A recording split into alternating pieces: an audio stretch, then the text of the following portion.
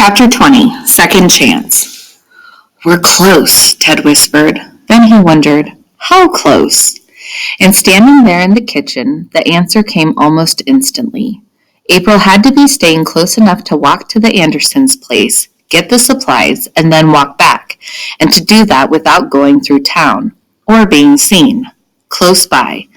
That meant another empty house. And Ted knew there were two other abandoned farmhouses, both less than a mile away, one east along Route 2 and one to the west. They must have gone to one or the other. But which one? Ted made himself think logically. The family had arrived at night, and they had come from the east on Route 2, so they had gone right past one of the empty houses, the one to the east. But there wouldn't have been any lights on, and the house sat pretty far back from the road. They couldn't have seen it. An idea flashed into Ted's mind, and he rushed from the kitchen, dashed through the front room, ran up the stairs to the second floor, and then right on up into the attic. He hurried to April's window and bent down to examine the wooden frame of the bottom sash. He was panting so hard that his breath made foggy patches on the glass.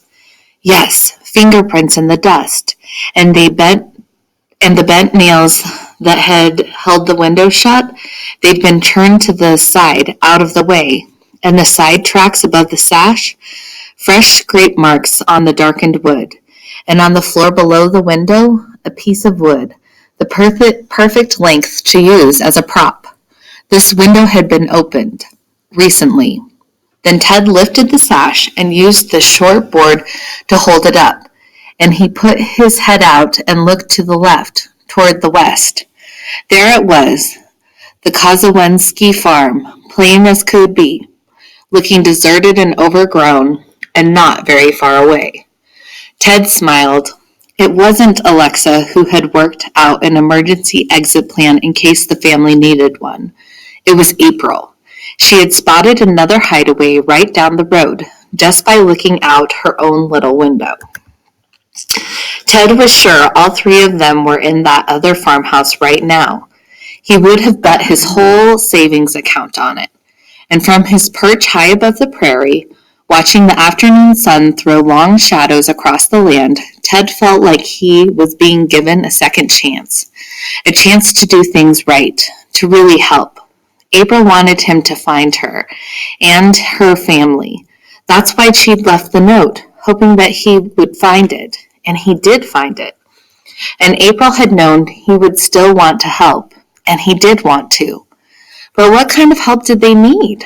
Sure, he could sneak some more food to them, but that would be like trying to fix a broken fence post with duct tape. These people needed a major repair job. They needed everything. Their problems seemed so huge, so complicated to Ted, and finding a solution seemed so far beyond his own skills and talents and experience.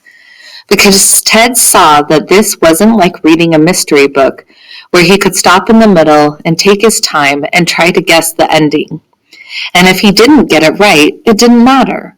In a book, the ending was already settled, all figured out, waiting for him in the last chapter.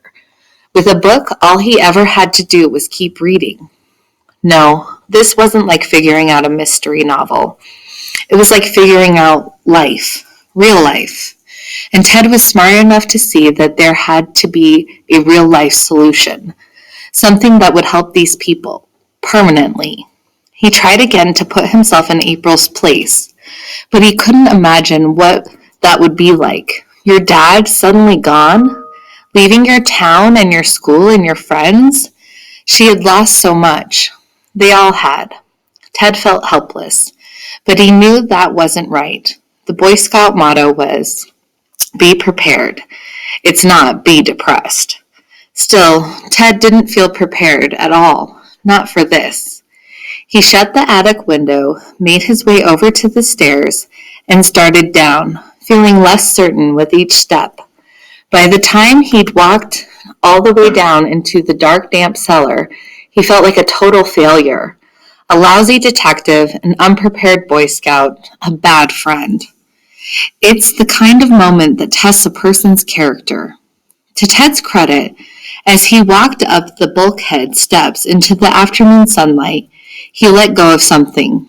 It wasn't easy, but he let go of all his pride, that feeling that he had to do all of this on his own, that he had to be the super detective, the great helper, the lone hero. And right out loud, he said, "What I need is help. I need help with this. Lots of help." Riding back into town, Ted felt so good about his decision, and he almost remembered that teamwork is important, even for the one and only sixth grader, and for a Boy Scout. And for a detective, too. After all, Sherlock Holmes got help from Professor Watson now and then, right? And the Hardy Boys always worked together. By the time he got to Main Street, Ted had already chosen his assistant, the perfect person to help him out. It was someone he could trust, someone with experience, someone who knew how important it was to keep a promise. And it didn't even matter that this person's nose was about 20 miles long.